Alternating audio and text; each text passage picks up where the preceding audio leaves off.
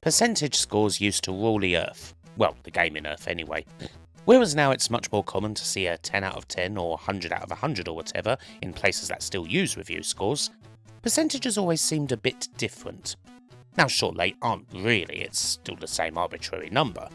We could sit and argue what makes a game 87% or 88% all day, and we likely wouldn't come up with an answer that isn't total bollocks. Yet percentage scores always allowed to leave at least a little room for improvement, even amongst the highest praised games. There's lots of 94s, 95s, even 97s. But 100%? That's always just out of reach. I can't think of any games that managed to get 100% from any single magazine. Well, aside from one, Mayhem in Monsterland on the C64. Mayhem in Monsterland is quite possibly the one title to achieve this mark in any magazine, doing so in the November 1993 issue of Commodore Format. Some certainly questioned the mark, not least because the making of the game had been a feature in the magazine for months, and Andy Roberts, one of the game's designers, was also a writer for the mag. Hell, the game's cover art and advert had even been created over a weekend at Future Publishing's offices in Bath. So, you know, some might have thought there was a conflict of interest. It is by all measures a thoroughly over-the-top score, something that Commodore Format even readily admits to in their review. And yet, when thought about another way, it's quite an appropriate score. Something very special to mark what was almost certainly going to be the last great game on the C64 in its original commercial lifetime, created by developers who were already celebrated on the platform. Make no mistake, Mayhem in Monsterland is certainly an awful lot more than an arbitrary number in a magazine. So just what is it that makes this game so loved, and just what went into it? Well, let's find out. That Mayhem in Monsterland is essentially a swansong for the C64 is pretty obvious. It occupies a similar place to the likes of Prehistoric 2 on the Amstrad, or the Addams Family on the ZX Spectrum, as a last final flourish showing everything the system's capable of, honed over the course of 11 years in the C64's case, and released just before the lights go out. Still, there's a bit more to it than that. John and Steve Rowlands, the game's lead designers, had become celebrated due to Creatures 1 and 2, two other late-period C64 classics released under Thalamus. However, the collapse of parent company Newsfield and the onset of the 16-bit era saw Thalamus go into a death spiral, resulting in their eventual demise in '93. A part of this collapse had seen the Rowlands not receive the royalties they were entitled to for the Creatures games. Not quite done with the C64, they decided that they were going to self-publish their next game on the platform through their regular developer imprint, Apex Computer Productions. They figured that even if they didn't sell as many units as a Creatures game would have, it'd still work out because they'd be getting all of the money.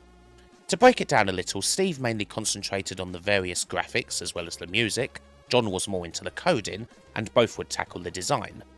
Andy Roberts, the third core member of the team, was brought in not just to work on the presentation side by creating intros, end screens and various other splashes, he also did a bunch of other odd jobs, everything from marketing the game to also chipping in on level design.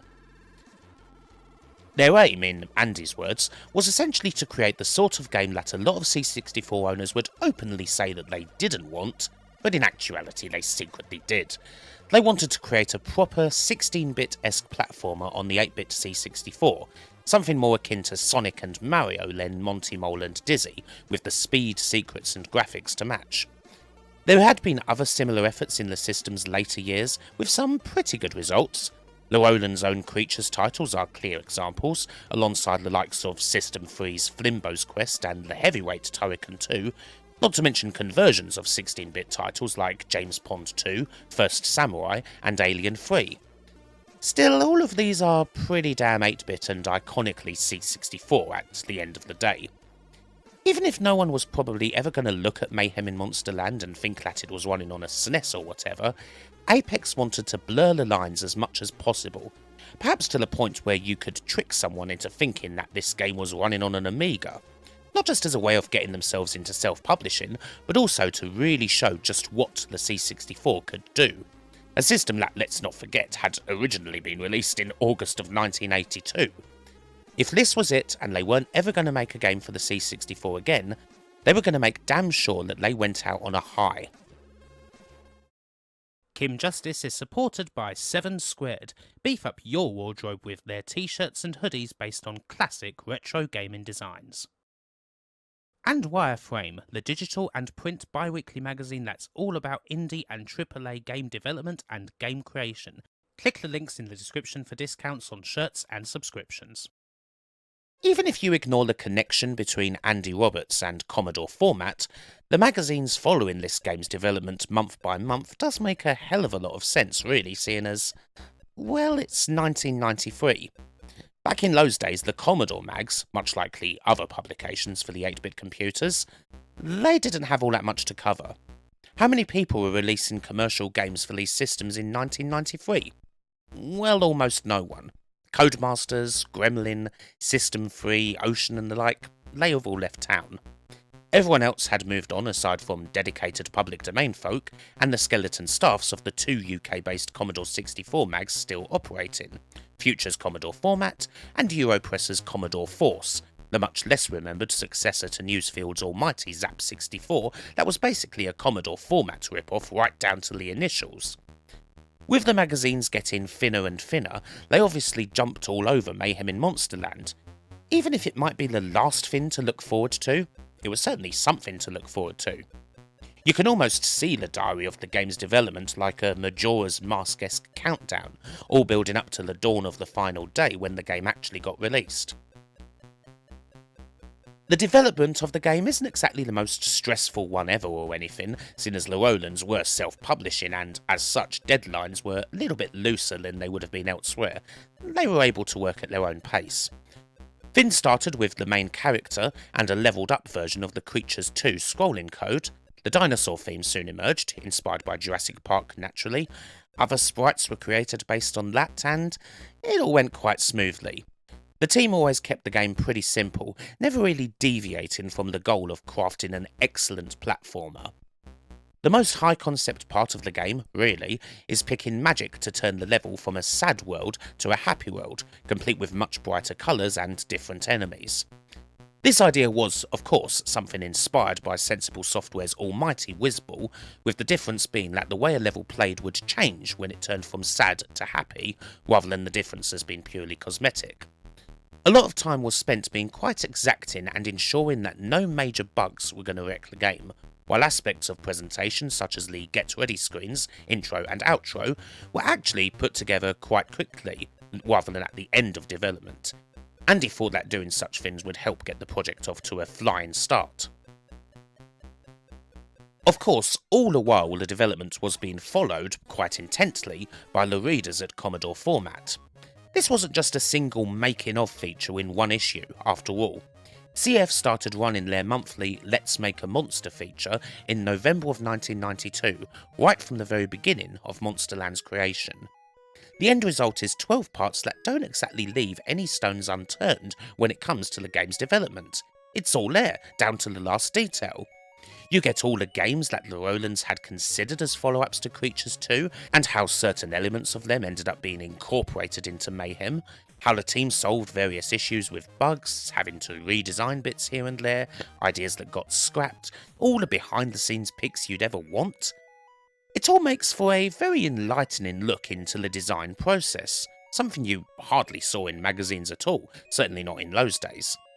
And as you can imagine, all of this certainly served to increase the hype of the game. Right from the off, Apex said that they wanted to create the most advanced and greatest game that the Commodore 64 had ever seen. So, no pressure or anything.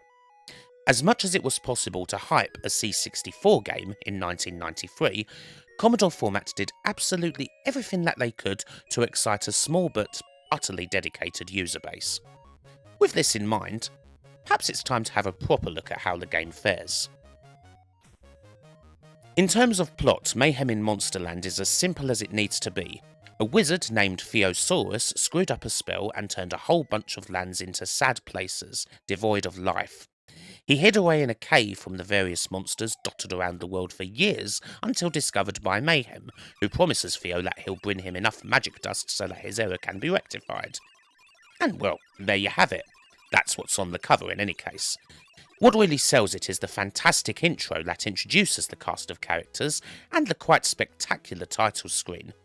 You didn't exactly see an awful lot of this on the C64 at any time in the system's life, so to see it here, it kinda gears you up for something special even before you've started. How's the actual game? It's very bloody nice, it has to be said. Still plays great to this day.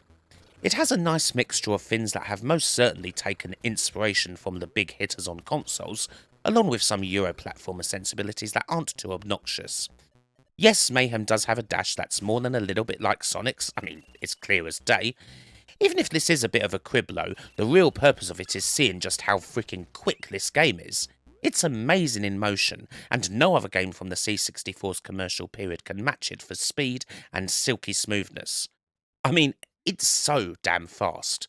No, it wouldn't look out of place on an Amiga, not in the slightest. There will, of course, be the collection of items. You jump on or dash into enemies, and some of them drop magic dust. You take the dust to Theo, who then makes the world happy again, and after doing that you'll have to collect a whole load of stars in order to unlock the exit to the next world.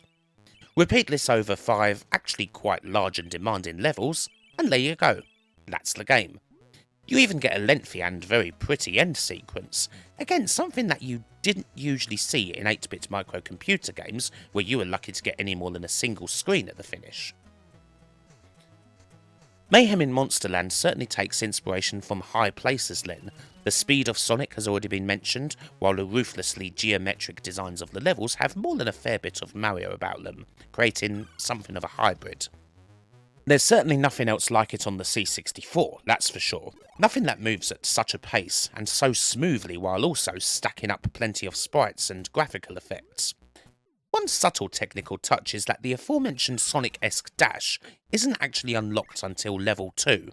Chances are you'll already be impressed by the game's speed in the first level, and then once you get to the second level you find that Mayhem in Monsterland is actually way more faster than that.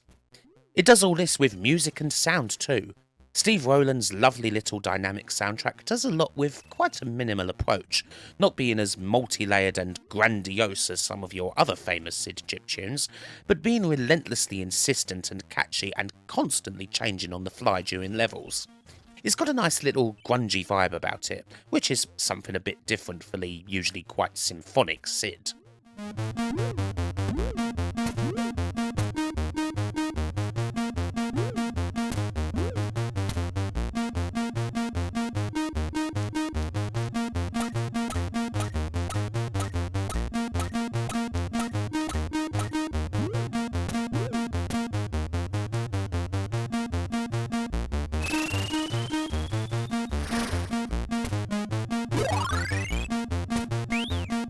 How does it all come together in practice? Well, the game's certainly a tricky one. Even if there's only 5 levels, you do have to play through them twice with a different aim each time, and they're all very long and intricate. The dash is Mayhem's most effective weapon, and you're going to use it a lot. There's plenty of times where there's not enough room to jump on an enemy, and only a well-timed charge of the dash will do. But it takes a fair bit to master it. The dash kills most enemies with one hit, but does not render you immune to projectiles or spikes, and it's very easy to fall through any one of the game's many pits if you use it with too little care and attention. Mayhem can only take 2 hits before losing a life, and his health is only refilled by collecting a heart or hitting a checkpoint, and checkpoints are hardly all over the place. A lot of care is needed to get Mayhem through the game, in other words. You can find a subtle clue as to the best approach in the game's soundtrack, which changes at various points in the level. If it's fast, then you're probably safe to dash around a fair bit, but if it suddenly changes to a slow tempo, that's not a good idea. That's another pretty cool little touch to go with the many secrets and little bonuses you can find. Even getting up to top speed and doing a big skid on the checkerboard all the way to a level's exit is rewarded with a bonus. The game makes you earn it, but it's more than happy to accommodate those who try to play with flair. It does have to be said that Mayhem in Monsterland is a lot more fun when you're playing the second half of a level and collecting stars. Obviously it's much prettier to look at, but hunting for stars dotted all over the place is generally more fun than killing every enemy in order to find the ones that drop magic dust. Either way, you'll probably be backtracking through the levels a good couple of times in order to collect everything you need and meet the world's quota. Perhaps it's a good job then that the game's so intricate, as it's certainly not something you can sleepwalk through. The backtracking is of course something that can be minimised with practice and learning a level's layout, although the levels aren't so ludicrously big that it's a massive pain, being that they're left to right to left affairs and not maze-like in any way. It's a bit of a shame that the platform the game's on and its relative obscurity means that there aren't exactly many people who speedrun it, because I can imagine that finding an optimal route through the levels and all the dashing and movement tech involved would make for something quite exciting to watch. Is there ever a nagging feeling with this game, mind you, that what you're playing is simply great for the C64? That while it's an absolute wonder to see on such an old 8-bit microcomputer platform, it might not stand out quite so much if it were on something like the Amiga or the Mega Drive, or even the NES and Master System. Now there is perhaps a bit of that. Obviously it's much more novel here on the 64 than it would be elsewhere. And yet it's pretty damn good in its own right, with a level design that's nice and clean and not overly busy, something that puts it ahead of a lot of more famous 16-bit Euro platformers like say Zool or Gods or Super Frog. As much as the game's technical brilliance alone is enough to make it one of the most impressive titles ever released for the C64, Mayhem in Monsterland is very fun and very satisfying. A nice dashing and jumping sequence is a thing of beauty, even if it might take a few tries to execute. It does have some other problems that we'll get into in a bit, and as with so many games it's hardly helped by being limited on lives and continues. This is not a game for the arcades at all, and it's so much better if you stick unlimited lives on in a trainer. It's not a perfect game, but it is an outstanding game. Although of course it did earn a perfect score, and perhaps we should examine that part of Monsterland's history. Mayhem in Monsterland was released in November of 1993, although naturally the work hardly finished there. Being that this is late 93, it's not like there's all that many C64 games in the shops anymore. This is a mail-order title, and so Apex got pretty damn busy packing up and sending off copies of the game over the next couple of months from their lair in picturesque South Ockenden, in Essex. And, well, they'd certainly be sending off even more copies of the game once the latest issue of Commodore Format arrived, complete with its review of the game. Going back to the idea of percentage scores, one wonders if there was some kind of unwritten rule that you shouldn't ever give the perfect mark. After all, surely such a game can't exist, right? There has to be some room for improvement, however little. Once you give that mark, well, where do you go? Whether this was the case or not, Commodore Format's 100% grade was enough to make the front cover of the magazine all by itself. The decision to give Mayhem in Monsterland a perfect score was hotly debated beforehand at CF Towers, with the magazine's editor Andy Hutchinson giving the final call. You may be surprised to learn that, at least in retrospect, the people at Apex didn't necessarily agree with that 100% score, saying that in the end people talked more about the score than they actually talked about the game. Of course it obviously would have got an unbelievable score anyway. If it hadn't been 100% then it would have presumably been 99.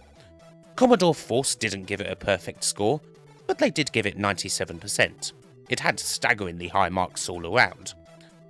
The 100% score was argued over and questioned many a time, and is still a hot topic of discussion in Commodore circles to this very day because, well, it was a pretty ballsy move.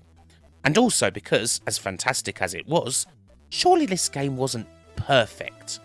It did after all have a fairly considerable bug that, despite the team's exacting nature, managed to miss their attention. The lives bug is quite an annoying one. You can go through the first level with the game handing lives to you like they're candy. You may well end up with about 10 or so by the world's end. You go to the next level, at some point you die, cause hey, it's gonna happen, and all of a sudden your lives counter is at 0.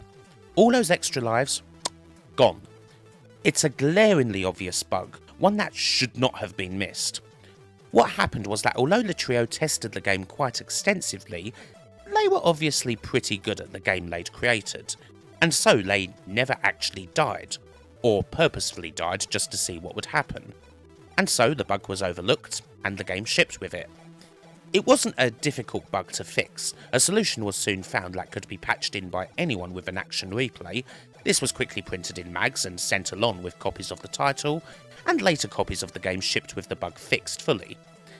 This little bug probably wouldn't be talked about much at all, really, if it wasn't for Commodore Format giving the game that perfect score. It's the obvious argument starter, isn't it? You can see the message board flame war already. How did this game get a perfect score when it's got such a glaring bug? It's all a bloody load of corruption, isn't it? Not to mention Commodore Format being so intimately close to the game and everything. Now, in fairness, Andy Hutchinson does have a fair bit of justification for the remark, some of which is even evident in the review itself. The review doesn't call Mayhem in Monsterland a perfect game, as such. The score more than anything is symbolic.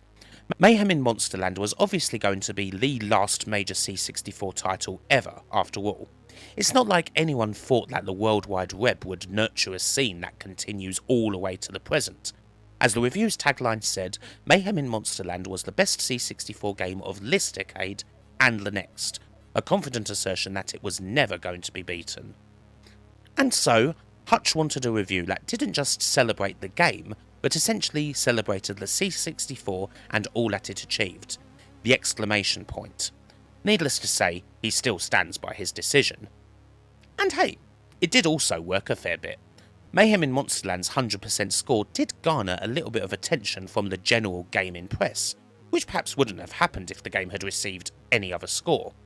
For a Commodore 64 game to get attention anywhere outside of the small number of folks who were left in late 1993 when 16-bit era is in full swing and no one cares about the 8-bit micros, that's pretty good. There was enough hype surrounding the game for there to be talk of potentially taking it to another platform, although in the end this never happened. The team did go to see Codemasters a couple of times with the idea of producing a Mega Drive version of Mayhem in Monsterland, but nothing came of it. A bit more work was done on producing a DOS version of the game in the mid-late 90s, but this was also scrapped. Andy Roberts was by now the sole worker on such a project, and the gradual obsolescence of DOS meant that creating a version of the game that would run on most PCs was beyond his skill set. The closest the game came to leaving the C64 was in the late 90s, when Andy did do a bit of work on a version of the game for the Game Boy Color, which would have been released by the now revived Thalamus. A prototype of this work is available online, but it was soon cancelled after the Rolands decided to come back to Mayhem and work on a sequel, creating a new company called Infinite Lives to do so. There had been a little bit of talk around a Mayhem sequel in 1994, including a couple of features in Commodore Format, which, yes, was still going. However, the talk soon fizzled out and Steve Rolands decided to take a lengthy break from the industry. But the early mid-2000s would see Mayhem return, on mobile phones. Mayhem's Magic Dust 1 and 2 were released for Java-enabled mobiles and Blackberries in 2004. These games aren't exactly well known at all, and I would love to be able to talk about them a bit more, but sadly I can't find many ways to play them. It's quite annoying. Infinite Lives did actually make the games free to play via browser using Unity a couple of years back, but now that Unity Web Player has been made obsolete, as it stands I'm not sure if there's any way to play Mayhem's Magic Dust beyond using a rather old internet browser, or if you happen to have it on a very ancient phone. Hopefully this gets sorted at some point, as it would be kind of nice to have a look at these newer Mayhem-based adventures. As it is, Mayhem in Monsterland is still very celebrated indeed. There have been a couple of special commemorative releases for it and everything, even if it never really made it outside of the Commodore 64. It does serve in many ways as the official end to the C64's commercial life, even if Commodore Format actually ended up going for nearly 2 years after it, albeit largely as a 20-odd page pamphlet sold at an exorbitant price. Is it a perfect game? Well, no, but it's certainly one of the best games ever released on the Commodore 64. And more than just being a finale, it also kind of pointed a way to the future. A fully self-published title, just as good as anything that's ever come out for the system, if not better. It may have been the end of the system in one way, But this game was also a beginning of sorts, an early, seriously high quality indie title on a microcomputer, something that went far beyond the simpler efforts in the public domain. In 2021, Lee's microcomputer scenes are stronger than ever, producing amazing work not just on C64, but on Amstrad CPC and ZX Spectrum. And while those continue to exist, well, Mayhem in Monsterland will always have a very relevant legacy. Bye for now.